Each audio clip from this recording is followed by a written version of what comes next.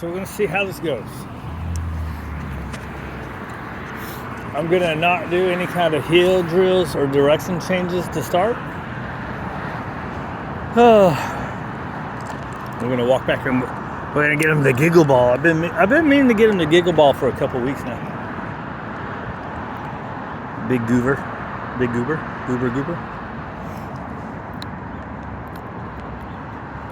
Oh. Man, I think something happens when you turn 53 that you gotta pee like every 10 minutes. I haven't even drank that much coffee this morning. I'm still on my first one. Right, so there he's pulling. He's gotta release it. Now I can go. Now I can go and let him think. But I don't give in to the pull. You can smell it as long as you're not pulling on it. Right, he's about to go in the street.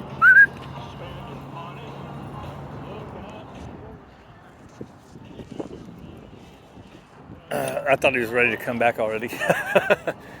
I didn't mean for this part to take so long. I guess I could call him, right? Let him have the sniff. Good boy. Reward the return. And then put your leash on. Hey. Good boy. I gotta pause it. So he's trying to get back over there. He was pulling and pulling like crazy. I just wasn't moving. Putting my leash on my belt.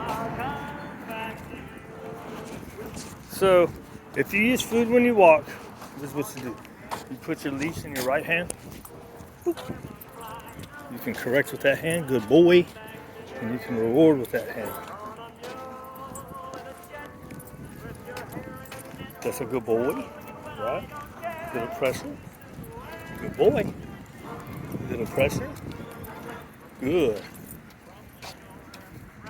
Begging. He stops begging. Then you can reward. Oh crap. That's why I don't like doing food while I'm walking. Because my hands don't work so good sometimes. A little pressure. Good boy. Particularly disinterested. That's good for me. Good.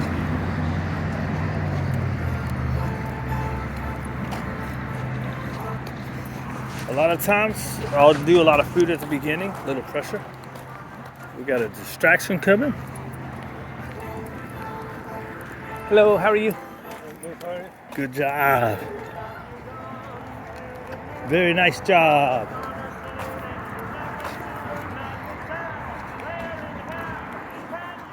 So that's kind of when I'll do more rewarding. That's why I don't like to feed while I'm walking, like some people do. Right? Like even this, you're a good boy. Because then now I'm giving so much food that when something comes by that he might be interested in, I can't, little pressure, I can't reward him for not. Right? Good job. Right?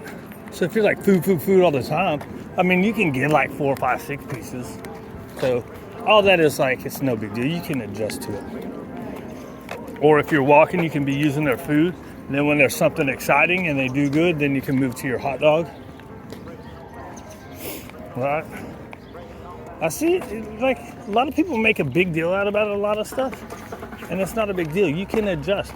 If you're using your food all the time, and then that situation arises, you use a higher value or you use more pieces, right? If I'm using a piece of food here as a reward, then when somebody walks by or a dog or a bike comes by and he does good, I can give him 1, 2, 3, 4, 5, right?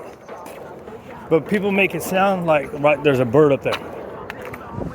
People make it sound like it's always going to lose value. So, like, there are things, I say it all the time too, there's a certain excitement level that food does lose its power sometimes, depending on the dog. Good boy. Right, so he's staring at that crow. That crow that just flew up there. Staring at it quite a while, so you can do a preemptive good boy to try to get him to look away. Good.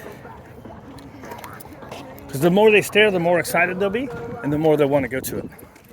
So you can, if you have a disruptive word, or you can use your pressure. You're a good dog.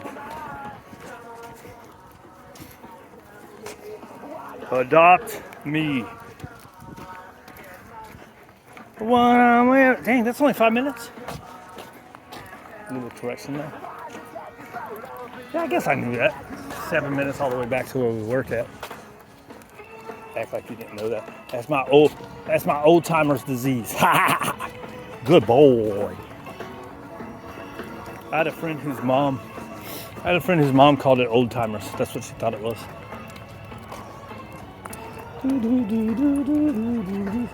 Anyways, we got 3 more minutes to walk.